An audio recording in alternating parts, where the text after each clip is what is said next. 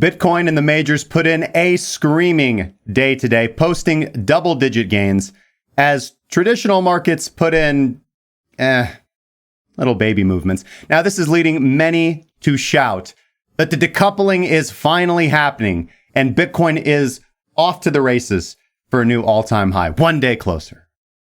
But is it premature to buy into today's rally? And should you resist the urge to FOMO in at 6K? Find out today in our episode of Breaking Bitcoin.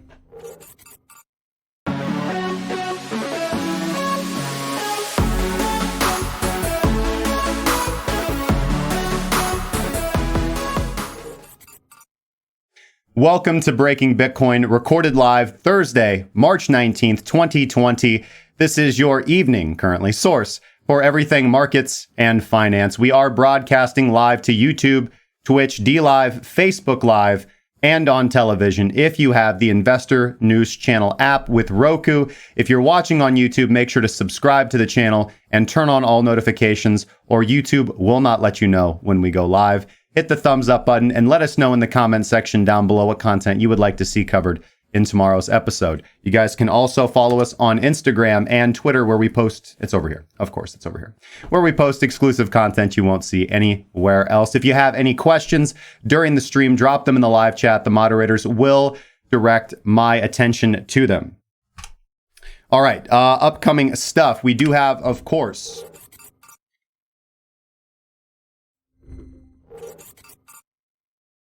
slight technical difficulties we have coming up. Plenty of those. No. The ByBit competition. We are going to be having a month-long trading competition with a current prize pool of 0.11 BTC. You guys can head over to ByBit ByBit.reg.krakencryptocurrency.com to register and trade with us for the next 30 days. The link is in the description down below. Registration is open for the next 3 days, so come join our community and flex your trading skills, test a new strategy, or show me up. Looking forward to the games, guys. Again, links in the description down below if you guys want to take advantage of that. All right, so let's talk about what's going on today. The government Cerveza, which we will lovingly refer to it now as the Cerveza virus in efforts of non-demonetization. The government Cerveza virus relief package here in the States. So the United States is going to spend up about it, is looking, they haven't approved it yet, but I'm assuming that they will approve something similar to it. It'll be cut and pork will be added and things of that nature. But the current stimulus package looks like it's going to cost up to about $1 trillion. And they are advocating that every American gets a check for $1,200 who makes less than $75,000 a year. Under $100,000, you get another $500 for every kid that you have. The tax filing deadline is going to be extended till July 15th. Federal student loan payments are suspended for up to 3 months. Companies with less than 500 employees are entitled to small business loans to make payroll. And of course, they are going to be bailing out major companies that they really should not be. Listen. We are in extremely distressed economic times. The federal government and the Federal Reserve don't really have a lot of options on their hands. They don't really have too many tools that they can utilize. And the government's response to everything is always helicopter cash, just helicopter cash everywhere, everything around. Just helicopter cash, everything around. Got a little too wild with the helicopter cash there.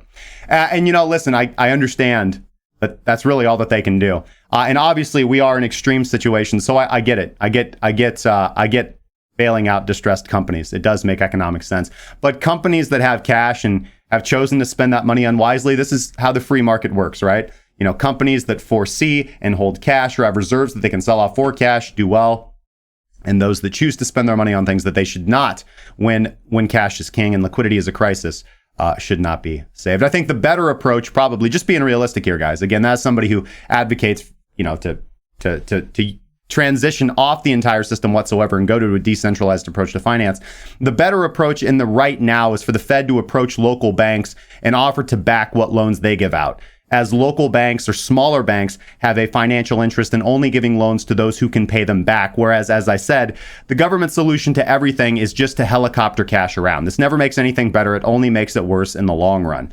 So I think that's probably the better solution. They won't do that. They'll just helicopter cash around. Los Angeles has issued an emergency stay-at-home order. Obviously, Elon Musk and Tesla getting a lot of backlash because he was beckoning his workers to come back despite the stay-at-home order that was issued. California has estimated that half of the population will be infected with the cerveza virus within the next 2 months. Confirmed cases in the United States have risen 50% overnight. The first cluster in New York City has appeared in Brooklyn. I talked about this yesterday in the community mentoring session. I talked about the reality that that something akin to martial law would be enabled. The Pentagon has now confirmed that National Guard troops have been mobilized. At least 2,000 around the United States. Governors of 23 states have mobilized components of the Army and Air National Guard. The information that's most troubling today is deaths in Italy have now surpassed the deaths in China. The Bank of England today slashed rates after an emergency meeting and committed to quantitative easing, pledging to £645 billion in bond buybacks. Germany's financial regulator BaFin banned short selling today. And the bad news in the market today was the first real clinical trials of using existing antivirals to treat the virus resulted in fairly disappointing results. The stock that I was watching for that is REGN, one to watch. The next clinical trials that we are currently watching for involve remdesivir. It's a drug that was originally developed by Gilead Sciences to treat Ebola. Now, that trial is also taking place in Wuhan. And meanwhile, here in the United States, in the Pacific Northwest, there is also another vaccine trial underway. Now, on the positive side, over in Wuhan, the city has pretty much reopened for business, right? I got a lot of flack when I said this. I got a lot of flack when I said that China was coming back online. I got a bunch of emails telling me that I was wrong. I was not. It is fact. If you look at, again, everybody says you can't trust what China says. No, but you certainly can trust the numbers reported by Singapore and South Korea, countries that closed their borders immediately and took pretty drastic measures. They have reported very low infection rates and lowering curves. And over in Wuhan, today was the first day that no new cases of infection were reported. And the city is, for all intents and purposes, back open for business. Now, despite a slight surge in markets today, futures, if we look, and we will here in just a little bit, if we look at traditional market futures, they are pointing to exactly what we've seen over and over again. I do expect Bitcoin to mirror this, having a down day, opening up negatively on Friday. Again, futures markets have essentially tanked since market close, fizzling all potential gains that were made today, as we did put in a few positive potential gains over in the traditional sector. Of course, we're going to break that down.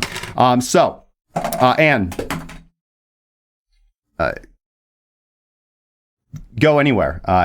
Central bank. If you guys go read the report put out by the Swiss central bank, they're pretty much confirming that an economic recession, a global recession we haven't seen something like this in the West in the developed world for almost 100 years, right?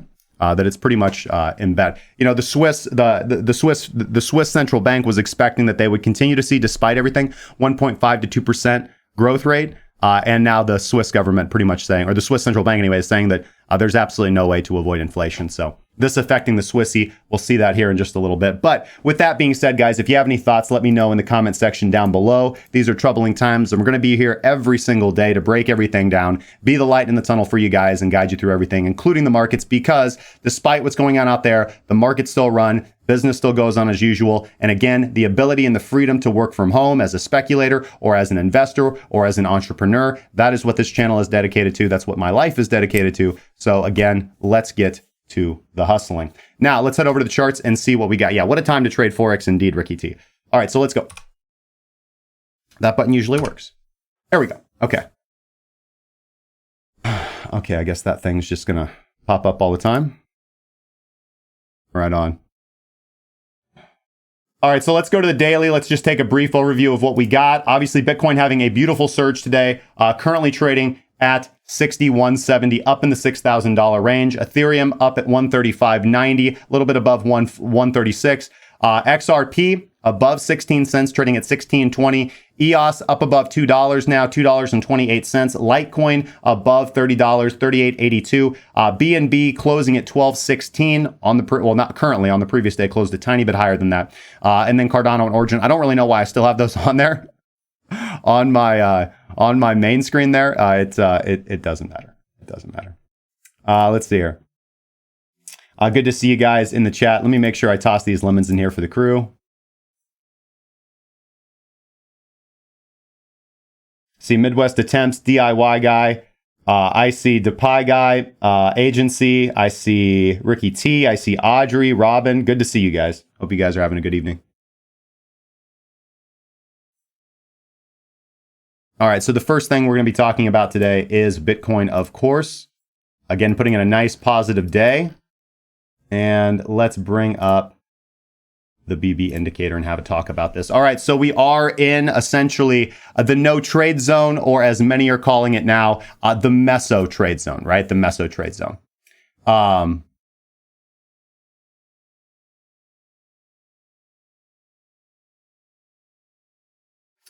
meso trade zone. So we had a movement up today to the baseline, closing above the continuation filter again. So by the books, by the rules, this puts us in a no trade zone on the daily, looking for trending trades, as it lets us know that we're in this channel where volatility is high and whipsaw is likely, i.e. there is volatility that is attractive to trade on the meso timeframes or the lower timeframes. I would have a directional bias to the short side as we are in between the continuation filter and the baseline. What I could see happening here, what we do often see, is a little bit of range trading in between the continuation filter and the baseline in situations such as these.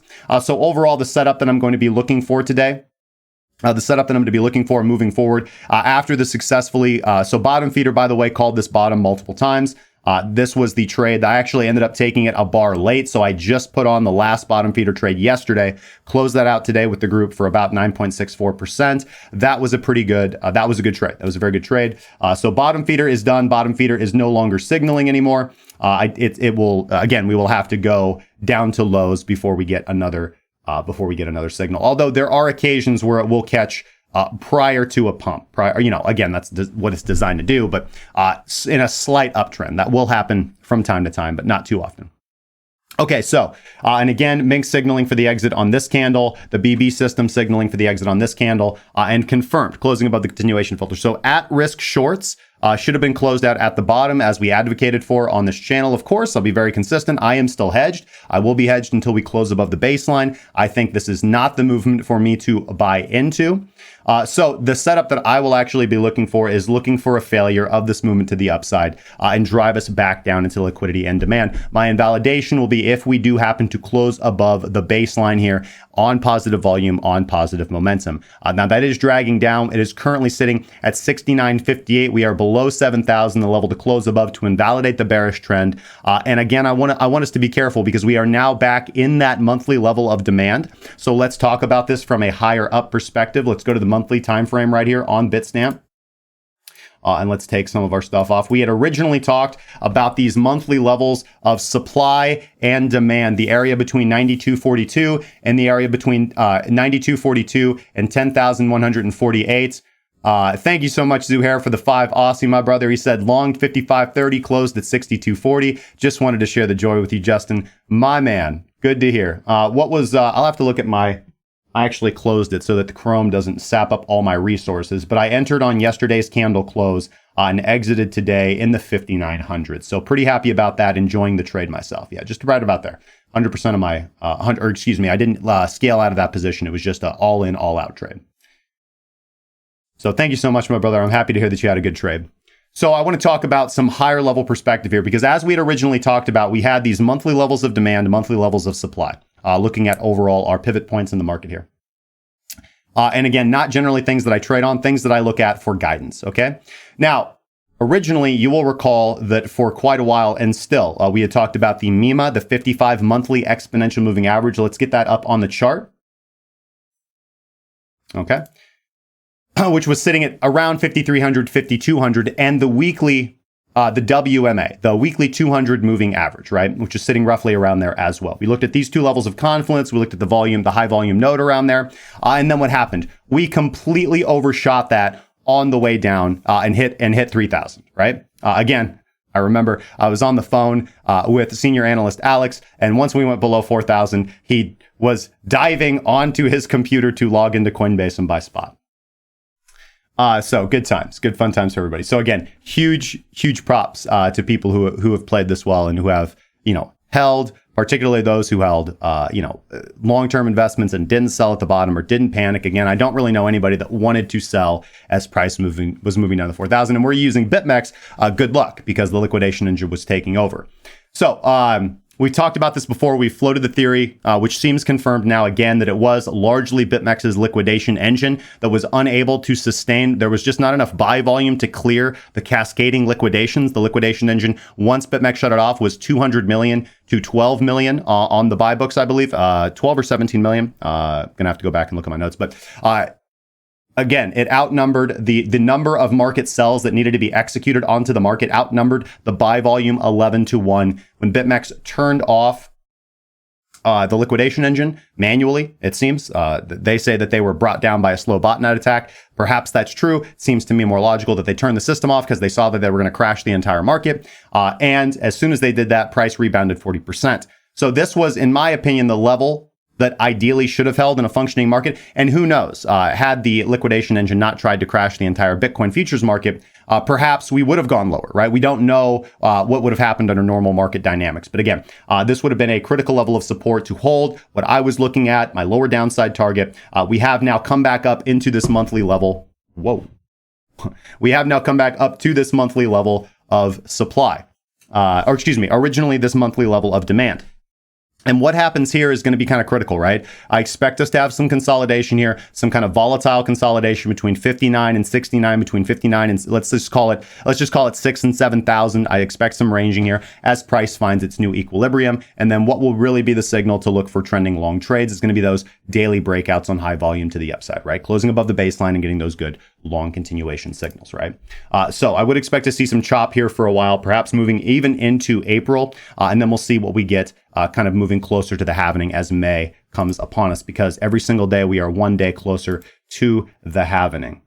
All right. And again, look at those weekly levels. We are back above the weekly 200 simple moving average. Let's see if we can close there. Again, currently sitting at 58.78. So a close above there would be good. But overall, again, every time we've come down to these levels, we can see, well, that's the 200, isn't it? Yep. Every time.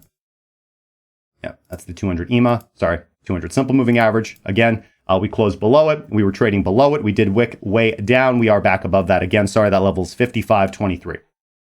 So roughly the lower boundary here. And again, every time we've come down to the weekly 200, we do bounce off of it, but we do consolidate for quite a while, right? We do consolidate for quite a while. So holding these levels will be a good time for building spot positions. As I said, I will be consistent in saying this, anywhere below 6,000 is a great price to dollar cost average into Bitcoin spot positions. Again, I've been very consistent on this, or a very responsible low leverage position. You want to be aware of where your liquidation price is when you're looking at ATR that is over $1,000 average true range daily trading volatility.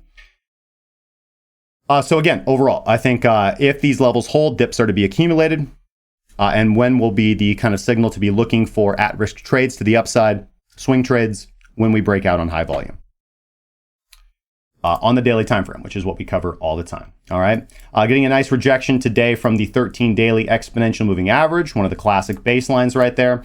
60 Hall is again still sitting us above us as we are putting in a doji moving in to the evening. Looking forward to what we get to over the night. Again, I'll probably be asleep.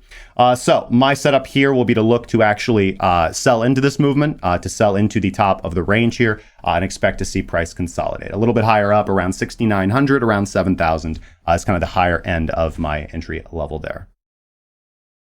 All right, so with that being said, let's take a gander. Again, we do not have, it's going to take some work for Wadatar Explosion to be signaling for longs. Minx is creeping back up to the zero line, but not quite there. And Paralox sits at negative 94.69. So again, recovery from the bullish ascent. This was a reversal trade in nature. And I expect the next trade or the next profitable trade, swing trade setup will be the same thing, the reversal, but in the direction of the trend, which is still bearish, reversal baseline bounce.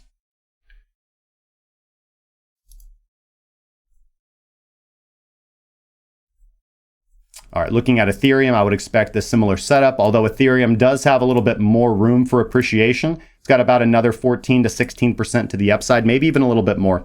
And again, looking at the move that Ethereum put in today, putting in a little bit bigger of a gain, but also selling off a little bit more volatilely. So again, Ethereum trades very similar to Bitcoin. I mean, these things all move in tandem, but it does move with its own ATR, of course, and generally can move a little bit. Can generally move a little bit wider, can move a little bit more than Bitcoin. So you can trade them roughly the same. Sometimes you'll be entering a day prior or a day later on Ethereum. So you just kind of got to pick the one that your system works best on, because in general, they work the same, but they do have their divergences, which is something that you will want to account for when building your system for Ethereum USD on the daily.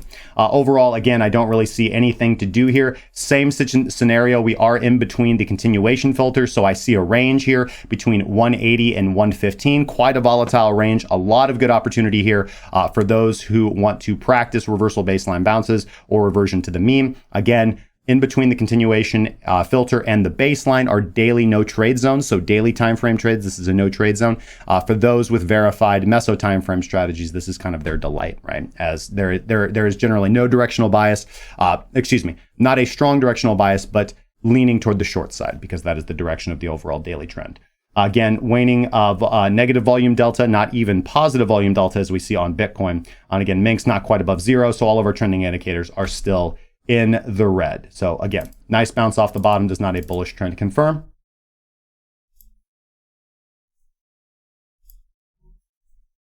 XRP looking a little bit weaker, if I am honest. The smallest movement out of the other two majors today, and coming right up to that baseline now. So I'd be looking around 17, not 17, excuse me. I'd be looking about 18 and a half cents for potential entries into XRP USD to the downside. Nice 50% retrace movement of this sell-off. And again, we'll see the move back down to consolidation, I would expect to see.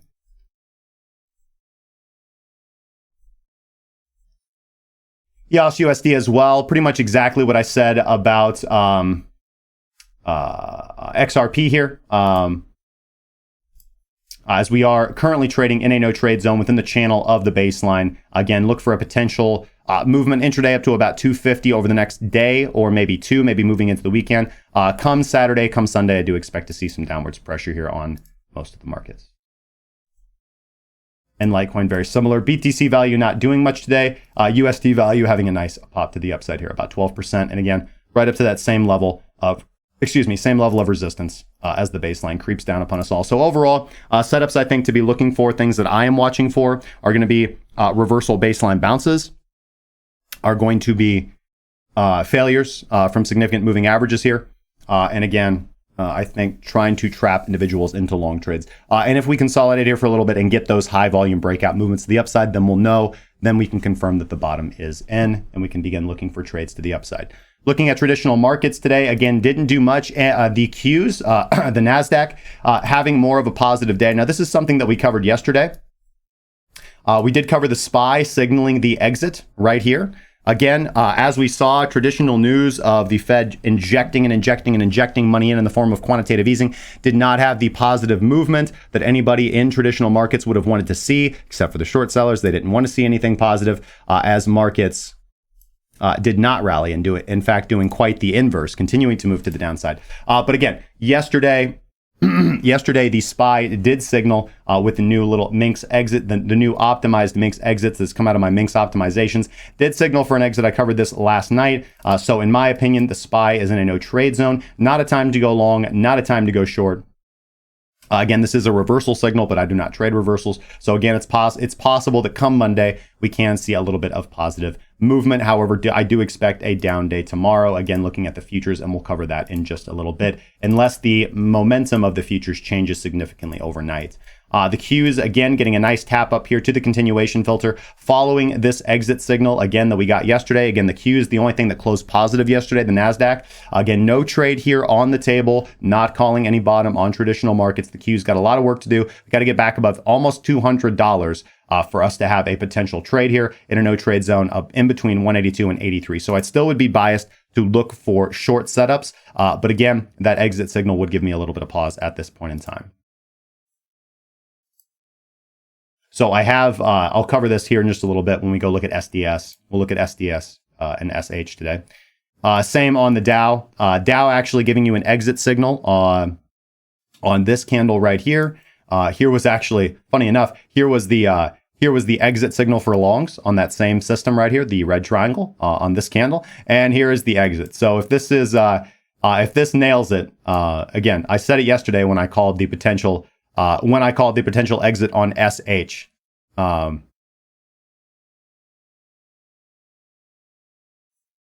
That's a pretty epic call of the market right there. Healthcare sector again, XLV. Nothing really to talk about there. Gold spot. Let's get into gold. Gold spot has given no such exit signal as we continue having another negative wick today. Don't really care. We are going to be getting a traditional Minx take profit signal on today's daily close. A little bit of waning. Negative volume delta. Parallax is recovering from oversold as well. Good opportunity to take profit on gold shorts. We talked about these as well. Begin to flatten out your position and wait until the trend moves to the opposite direction to be looking for potential trades to the upside here. And silver. Silver is going to be signaling for a full risk exit of shorts. Let's see here. Minx on either today's candle or tomorrow's candle. Traditional Minx will. This is the optimized Minx exit system. It's not really doing, again, sorry, it is signaling to exit silver shorts. This is the same silver short that we called, that Minx called on this candle, or that the continuation filter called on this candle. So again, great movement out of silver. And again, time to be closing that up come today's daily close as we move into the weekend. So make sure to get those orders in before 5. Looking at Brent crude, or Bentley crude as we like to call it around here. BB signaled for an exit yesterday. Haven't gotten anything. Oh, that's why. Because we don't have. So Minx didn't do so fantastically well over here. BB did call it a little bit better down here. Wada Atar closing below the explosion level. This is an exit signal. And just about any sense of the word. Again, traditional Minx and optimized Minx calling for the same exit over here. Let's see here.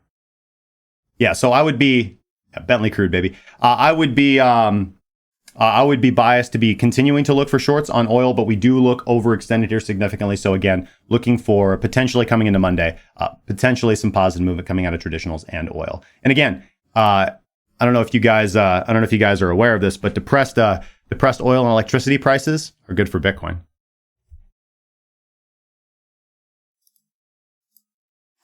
All right, so now let's look at how I have been hedging my blue chip portfolio amidst all of this, which is SH.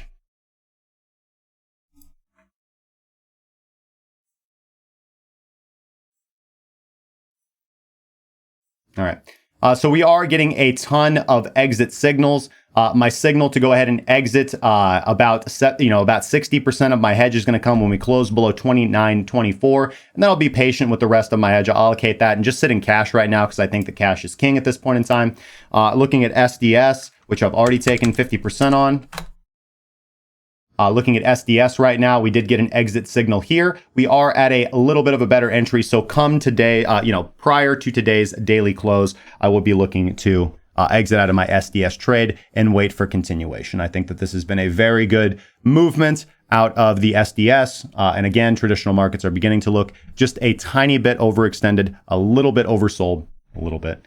And again, looking for some critical action to take place here. I don't think that they're going to go without a fight, but we'll see. We'll see if we actually get, a rally come Monday or moving into next week, moving into April, moving into the end of March, or if we're actually going to get straight up continuation and utter zombie apocalypse. Which I don't think is likely to happen. Again, I talked about it. I called it following March 18th, toward the end of March. I called this earlier last week. I called it earlier this week. I was, before the Fed called the emergency rates come when they did that on Sunday. I was expecting that following the meeting on the 18th, that we would begin to see the market rebound. And the meeting was supposed to be today. The FOMC meeting was supposed to be today. It took about a week for this to have any effect, but we can kind of see, again, the consolidation of the market start to grind to a halt. So we'll see here. Expecting a rebound, continuing to see increased sell pressure, but we shall see again overall. And I do expect things to get worse before they get better. But as I said, we often have very violent rallies in strongly bearish markets. But I do not see. It just depends. The government printing all of that money and bailing out companies with it, they are going to be using it to buy back stocks. especially at these depressed prices. It's in their own self-interest to do that. So there are some fundamentals for positive movement here moving forward. Let's go and look at our futures moving into the night. Again, we've seen basically since daily close, the ES sell off. We are having a little bit of a rally here as we have formed. Again, we've got this, rising, ascending line. I like to make fun of those. Typically when I see those, I do like to sell into them. So let's see if we can actually end up getting back above 24.83 here. Until then, I'm going to be biased and expect this movement to fail. But we'll see moving into tomorrow. The NQ again, same line here. Same thing on the Dow, same line here. Again, really struggled to rally off of the line on all of these assets, on really the ES, the NQ, and the Dow. So let's see kind of what movement we get out of this. Again, remember guys, if the CME futures have a negative movement and the markets gap down, Bitcoin will move down. That's just how it's going to work. VIX falling off significantly as we can see consolidation coming into the market. The euro dollar absolutely tanking and rallying a little bit off this bottom today, but overall the trade has been to the downside. And again, we are getting some positive momentum moving into the evening night from gold spot and silver here. Again, a little bit of a breakout movement. All right, same thing over here on Rivers. The reverse cap of the SPY, the S&P 500. We got the exit signal yesterday and today. So again, things are starting to seem like we can start to see a little bit of a pop-up in traditional markets, and Bitcoin kind of following right along with that. All right, so pretty simple, man. Pretty easy market trading today. Not gonna lie. All right.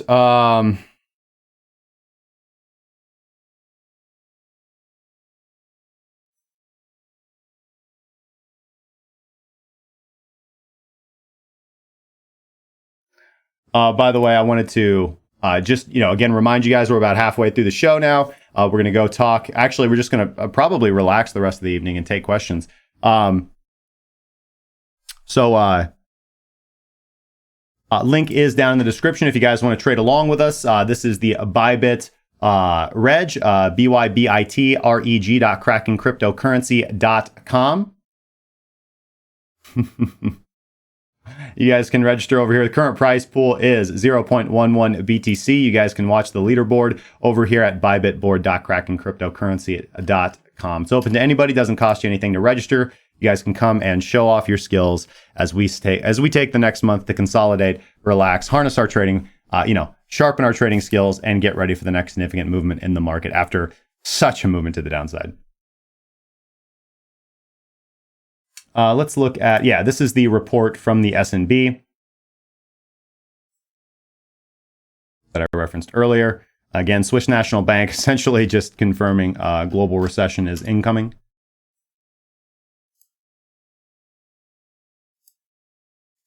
Let's do a refresh on Token Analyst here. Let's see here. Increased inflows of BTC to exchanges, overwhelming the outflows.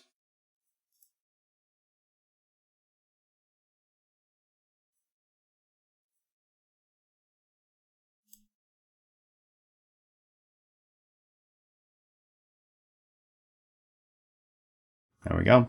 We can see that open value has risen significantly in the markets today, which is good. In the Bitcoin markets, open value has increased significantly. The number of bids and asks on the books has increased from about 180 billion to about 200 billion, which is good to see.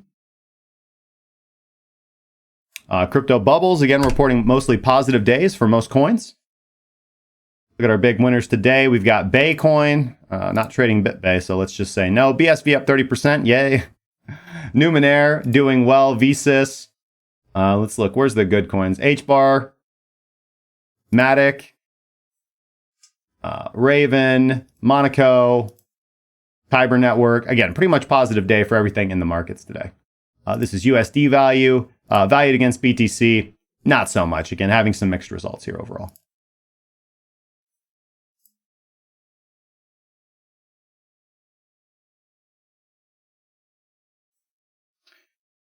Looking over here at ScalpX on the 4-hour, fear and greed index is still in extreme fear. Didn't see a whole lot of short liquidations today.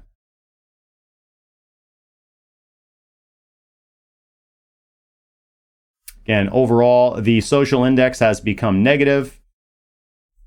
Open interest beginning to rise. Let's see here. Huge tank in open interest. We're going to have to go down to the lowers to actually see the rising open interest. This would paint a different story. Let's go check tensor charts.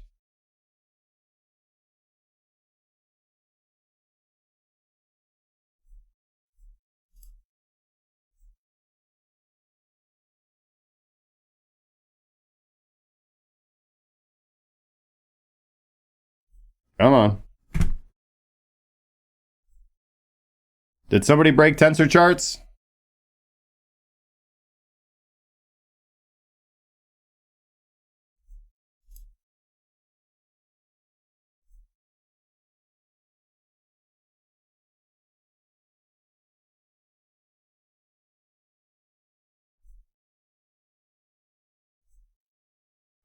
Let's go look at the lower time frames here. Again, we can see significant resistance at 6309, current support at 6,000. So we are going to be ranging for a little bit. So we can see negative volume delta come in. Individuals trying to sell into this movement all the way up, finally getting liquidated. Nice stop run here. And again, setting us up for kind of a nice descent as we curl to the downside here. So let's see if we can get price to touch the 5,900, 6,000s, maybe even sweep 5,800, 5,700 as we move into the evening.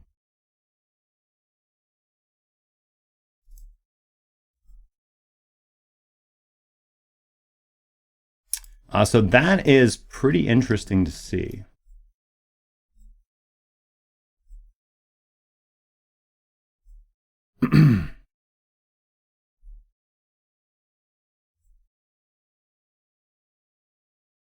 That's profit taking. And open interest not really climbing. We're going to have to kind of see it on a wider time frame. Long liquidations here. Yep.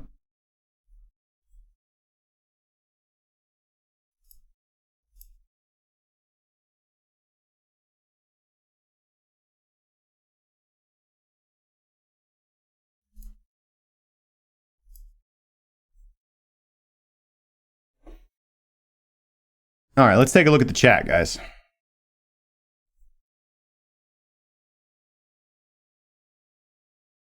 Oh, yeah, you know what? I did not look at... Yeah, so again, let me summarize that. So overall with Bitcoin, again, nice movement to the upside today. Bottom feeder called this very nicely. Reversal baseline bounce is what I expect on the horizon. Currently, what do I expect moving into tomorrow, moving into the weekend? Should we hold these current levels? Again, actually, again, a little bit of a dive down potentially. Holding 6,000. I would actually expect to see consolidation or actually 1 or 2 more days of upside, again, up to test the baseline or those upper 6,000, maybe even $7,000 levels before we actually do see the selling come in. I don't think this is the candle to sell into. I think you guys want to be patient for it.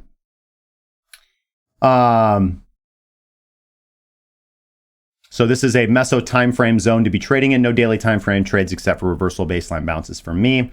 On the majors, positive movements would prefer to short Bitcoin pairs at slightly higher prices or look for daily continuation shorts on weak signals as always, on weak pairs as always. Data being a big mover for the day, put in a massive 370% move today. Welcome to crypto. Nothing to do on the daily, obviously. It's sold off pretty much immediately. Let's go take a look at data.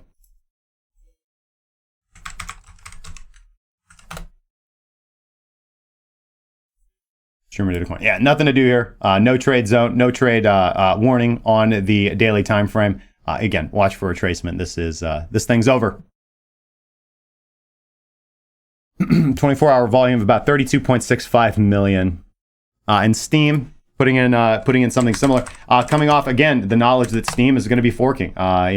Justin Sun's attempt to take over the chain. That's not going to work, I guess. Interesting times we're in, clearly. Nothing to do here. No trade zone. Again, watch for pullbacks closer to 32.94 to potentially look for entry here. Let's look at Forex, because I did not cover Forex. Again, I wanted to cover, before we do that, I wanted to cover the trades that I closed out today. GBP USD.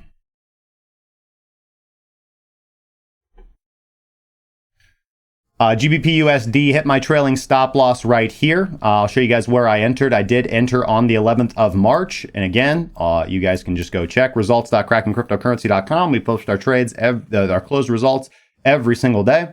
Rising explosion level on Wadatar explosion. Parallax bearish. The breaking Bitcoin system gave me the entry. Now, if one had been using Minx did give it 1 day late. That's absolutely fine. You're still well within range, catching all of this movement. Again, I want to be very clear about this. Why did it do that? I don't want that. I want this. Be very clear about the significance of this movement. Again, over 1,000 pips. My trailing stop loss was hit around lower, 1.62 and 1.62. So yeah, over almost 1,200 pips from entry to final close. This doesn't happen. This is a trade of mine that gets to go on the wall. So I really want to I just want to thank everybody that made this possible. I want to thank the British government. I want to thank the American government. But again, trailing stop loss got hit. No objective exit signal. There, Crypto Meister. Bang! No objective exit, no objective exit signal. But again, just hitting my trailing stop loss that I set on once we moved past the take profit 2, target 2 level. So we will watch. I'll be biased to look for continuation shorts, but after a movement like that, let's just let it consolidate for a little bit and watch it for the next signal. And that was a free signal in our Discord as well. Yep, we do have the free signals channel where you guys can check that out, even if you're not a premium member. Randomly trades are posted there.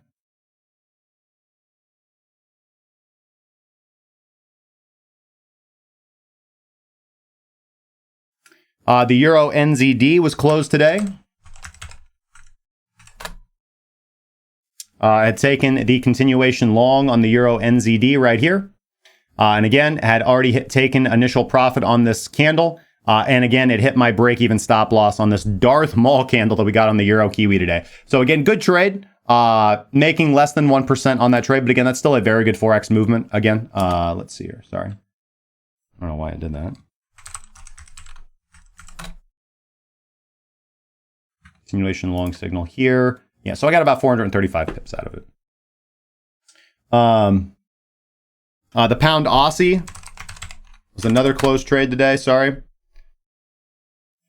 The pound Aussie, I took the long on, continuation long signal right here. I actually took it yesterday, not yesterday, but yesterday. Again, hitting take profit. My stop loss moved to break even and the trade was closed out after hitting after hitting target 1. So again, pulling a little bit more than 1% on that. It was a good trade. Another, hitting our first target, price comes back and hits break even stop. And then the pound dollar, which I already talked about. And then current open positions in the Forex market is the Euro Swissy short, the dollar won long, which might have hit my trailing stop loss overnight. I don't have that browser up. I only check the charts once a day as far as my account goes, but we'll see tomorrow. I've got the trailing stop loss set. I called for that tonight at the daily close. The pound CAD short, and that's about it. That's all I have open in the Forex markets right now. So we got good stuff there. Let's go back here to the dailies. And let's see what you guys got for me as far as questions. Oh, by the way, I think this is a good time to check in with Junior Analyst Jason and see what the weather looks like over there in Bitcoin City. I do have him on the line here. Jason, what's the weather look like over there?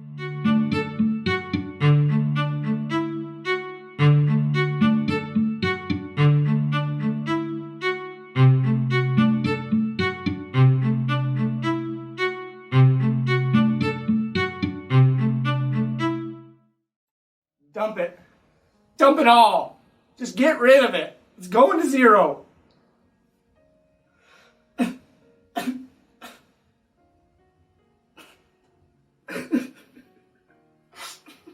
Back to you. Back to you. All right. Well, it's all right, man. We're all in this together, brother. We're all in this together, brother. All right. Everybody make sure to give Jason a big shout out. That's Midwest Attempts in the chat. He does a fantastic job. Actually, one of the most talented junior traders that I've seen. So doing a very good job. You guys can check out all of his trades absolutely for free in our Discord. Discord.krakencryptocurrency.com. Link in the description down below. All right.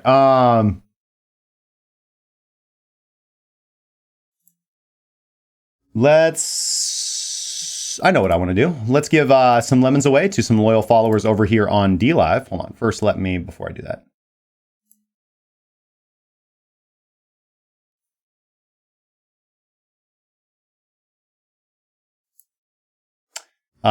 Macadamoney, thank you so much for the follow over there on DLive today, my friend.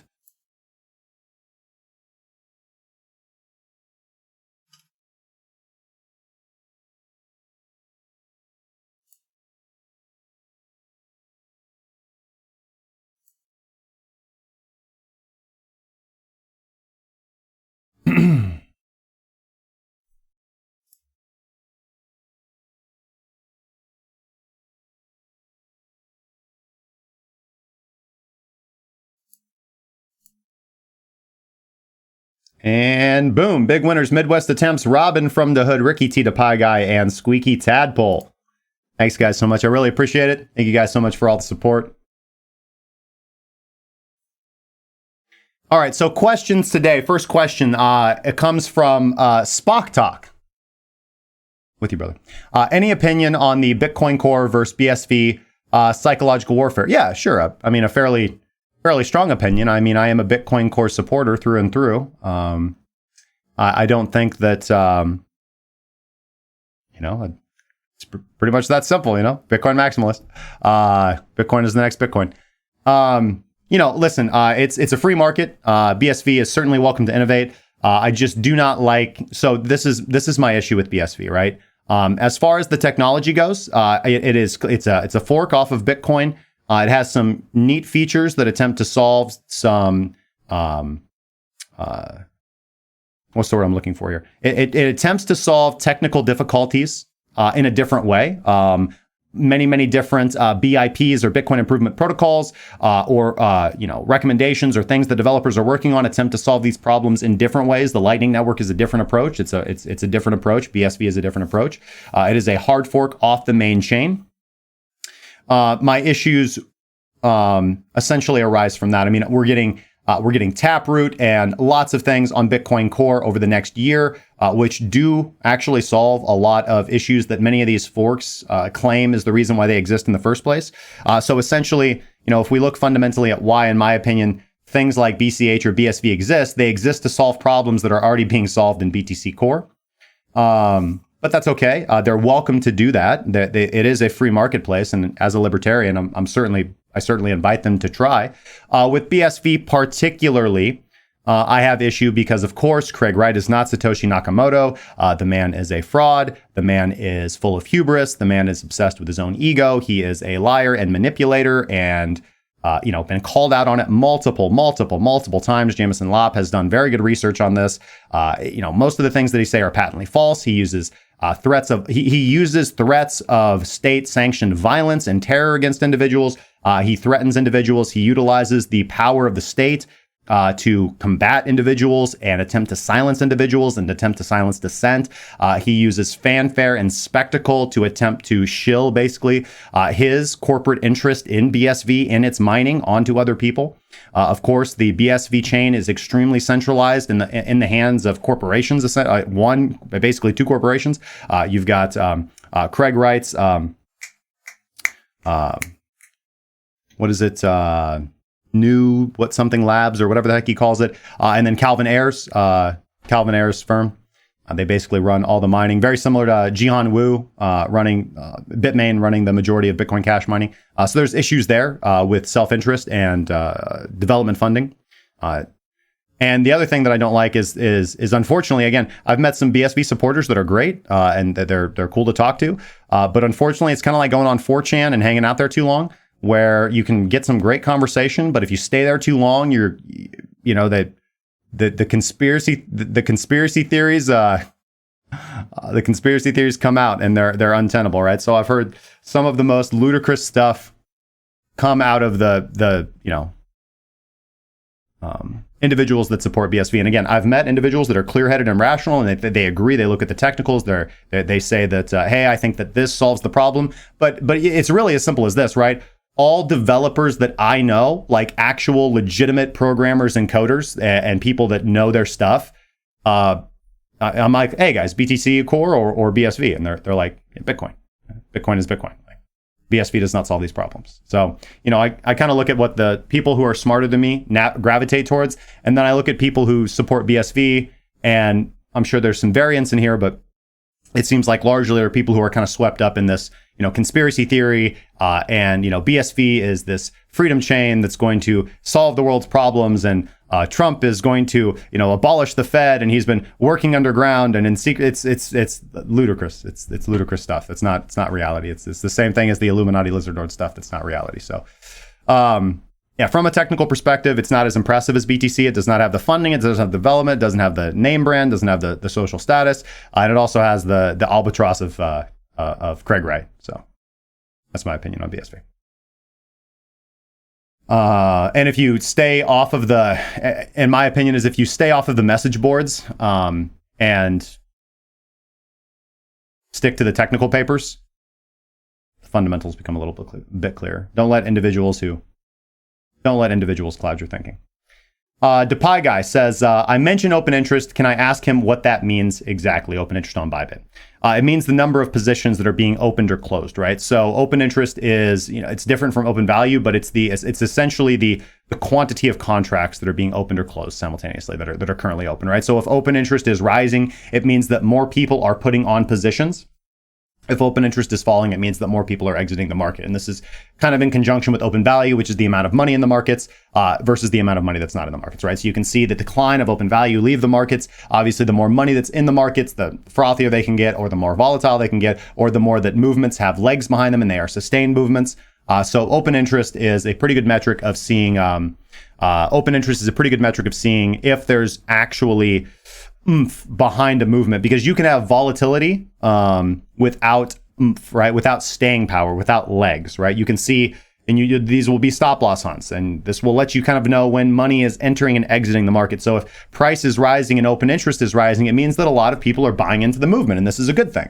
If you see price rising and open interest falling, this is typically an indication that price is rising on not a lot of underlying support, and it's going to be very easy for somebody to come in and market sell onto that and dump the entire market, because not a lot of people have faith in the movement. Otherwise, open interest would be rising. So falling open interest, very much similar to volume, is typically almost always bearish, whether price is moving up or down. If price is moving up and open interest is moving down, it's an indication that the market is likely to reverse to the downside. If open interest is rising and price is rising, it is a sign of underlying strength in that movement. If price is falling and open interest is falling, that is very bearish. If price is falling and open interest is rising, that's actually still bearish. Some people would say that if price is falling and open interest is rising, that's a sign of buyers stepping in, and it can be, but it's very difficult in my experience to attempt to find a signal with that, to find a trade, because typically price will continue to move down and then price starts moving up and then open interest starts rising. So. And then the Pi Guy asks, I'm new to Forex. Can you discuss how 100 pips isn't equal to 1%? I thought a pip was 1/100th of a percent. Nope, that's not true. Pips have nothing to do with percentages. They are, a pip is 1/1000th of the value of a currency, right? So let's go take a look at a currency pair. It is a percentage, but it's not, it's 1/1000th. Of a percentage, and a pipette is 1/10,000th. So,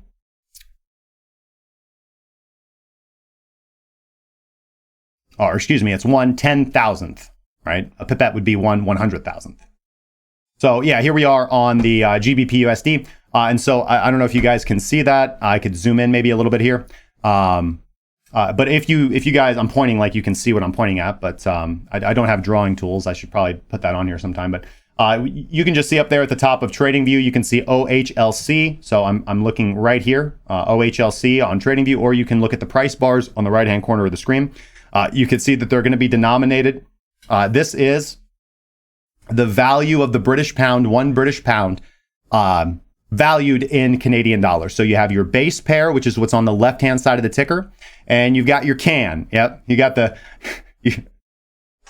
You got the can. This is the British pound versus the can. The British pound versus the CAD, the Canadian dollar, right? So what this chart is saying is that 1 British pound is worth 1.70663 Canadian dollars, right? And so, so 1 British pound is more, that's my cue to get ready for bed. 1 British pound is more valuable than 1 British pound is more valuable than a Canadian dollar, right? In raw terms. So, and we denominate the value of the British pound. We always denominate the value of whatever's on the left-hand side of the ticker, the base currency, in units of whatever in the quote currency. So BTC USD is no different. I have a huge webinar on this where I break this down because it's really important to understand hedging. So if you look at the chart, it's BTC USD, right? So this is the value of 1 Bitcoin denominated in US dollars. So 1 Bitcoin is equal to currently $6,157.44, right? So same thing over here. On the pound CAD, 1 British pound, whatever's on the left-hand side of the ticker, it's always equal to 1. This is what 1 of the base currency or the base pair is equal in the quote pair of the quote currency. So 1 British pound is worth 1.70663. Sorry, 1.67315. I was looking at the continuation filter label. And so if we look at the decimals there, they're called, man, I should know this. Off the top of my head. It's PIP, percentage of, I don't know why I don't know this.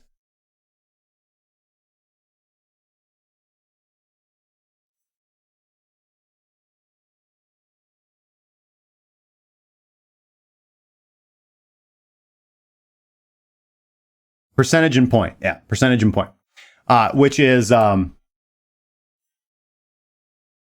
so it's a percentage of the underlying value, right? So it's just 1.7, it's just whatever on the left-hand side of the decimal point, right? So we've got 1.77 is in the 10 spot here in this example. Again, I'm looking at we'll just use this one because I already started talking about it. 7 is in the 10 spot, 0 is in the 100th spot, 6 is in the 1,000 spot, and the other 6 is in the 10,000th spot. And then there's a pipette, right? Which is the lowest quoted currency of a currency pair, which is 1/100,000th. Of the unit, right? So 1 pip is what's in the 10,000th spot. So the last 6 in this example, and it's generally considered to be the lowest movement.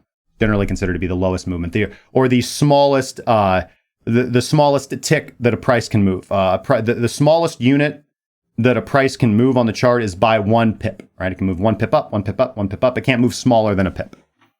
So just like BTC USD on ByBit cannot move up more than on Ethereum it's 5 cents. On BTC it's 5 cents. Bitcoin can only move in units of 5 cents on BTC USD perpetual.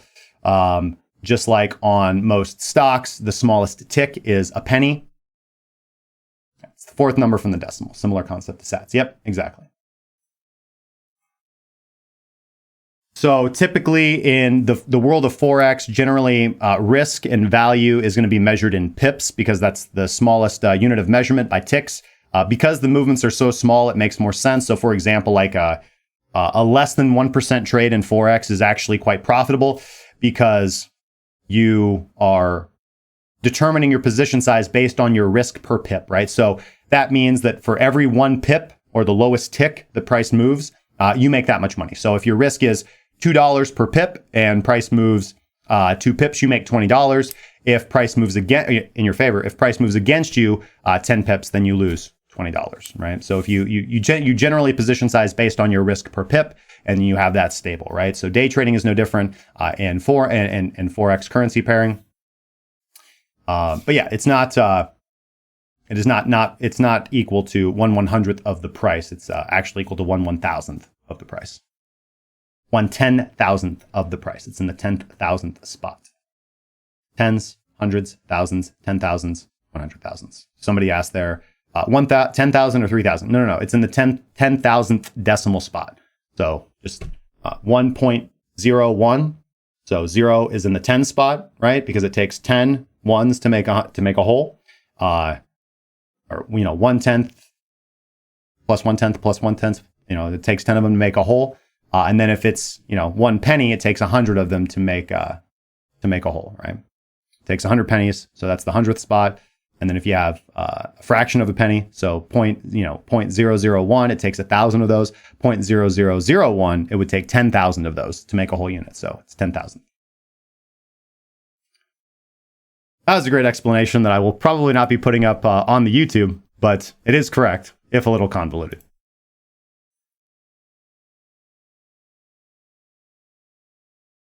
I like, hey, Crypto Meister, thanks for having my back there. He wasn't like, yeah, Justin nailed it with that explanation. He's like, there's like a million YouTube videos about it, man. Just find one you understand, because Justin's clearly tired here right now.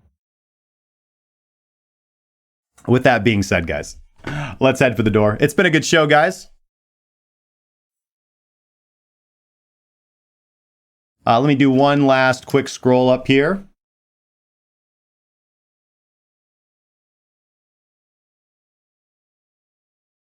The Pi guy asked, do I have thoughts on Vanguard? I deposited money, then found out you can't buy inverse ETFs, apparently since January. Just use, my honest recommendation is to use Charles Schwab or Webull. Webull's got a pretty cool deal where you get some free stocks. I've never, Vanguard has some good indices, some good ETFs, but if you're looking for inverse, then, you can get inverse ETFs. You can get SH, SDS on Webull, Robinhood, Charles Schwab, interactive brokers, anywhere you want.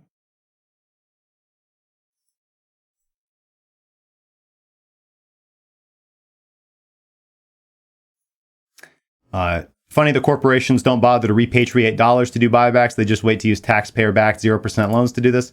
Yeah, why wouldn't they?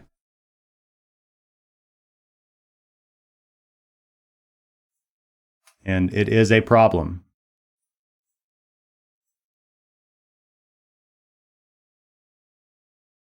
Do I use cross margin on ByBit? Yes. And do I ever have the problem that if I have many trades open, my margin suffers too much from a movement, overall total margin? Oh, not really. Just reduce your position sizes or allocate more margin to your exchange.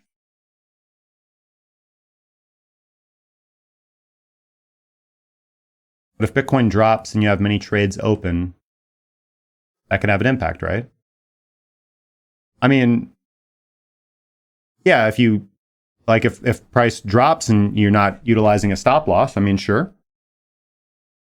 Like if you use cross margin and you have like multiple trades go against you, that could be an issue. But I mean, no, like I know exactly, your liquidation price up front for all of your trades, and that adjusts across, and you can check in and continually check every single day to see if you need to add margin in the case that should happen. But in general, I don't have 4 trades open on 4 different pairs on ByBit. I usually only have like 1 or 2 trades open simultaneously.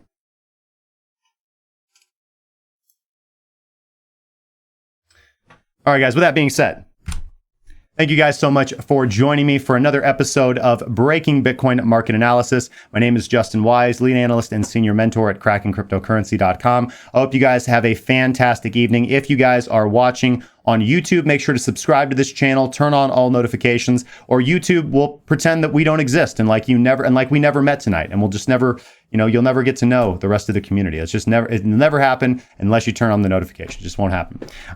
Hit the thumbs up button. It's highly appreciated. Lets us know that you do appreciate the content, allows us to continue making this content every single day. Stop by the Discord, make sure to check us out. And if you want to leave a comment down below, you can suggest what you guys would like us to discover and talk about tomorrow. Always happy to hear your feedback. You can also follow us on Instagram or Twitter, where we do post exclusive content you will not see anywhere else. Make sure to go register for the ByBit competition. Link is in the description down below. The competition will be going on for 1 month. Registration is open for the next 3 days. And if you guys are beginning your journey toward trading and you guys would like to take advantage of our premium community, our indicator suite, our educational material, as well as our signals and the rest of everything that we offer, including mentoring, check out the link in the description, premium.krakencryptocurrency.com. Would love to have you guys in our community. Until then, we will be back tomorrow at 9 p.m. Central Standard Time, 10 p.m. on the Eastern Seaboard, 7 over there, for for everybody sheltered in place in California. And again, listen, guys, I know that everybody is tense. These are troubling times. The world is going to be fundamentally changing because it does appear that we are going to be having hard times ahead, but the opportunities are there in times of stress, in times of strain. If you are brave, if you are courageous, if you look out there for the opportunities and you use everything that is given to you in life as an opportunity to grow, right? There is nothing in life that cannot be a lesson. There is nothing in life that can't be given to you that you can utilize to make yourself a better, stronger, faster, smarter human person. So utilize the opportunity that is being given to you and look on the bright side, because we are all in this together. And I look forward to being here every single day. So I will see you guys tomorrow evening. Trade safely and do something awesome. It's not too late. Do something excellent tonight. Just do it. Have a good night, guys.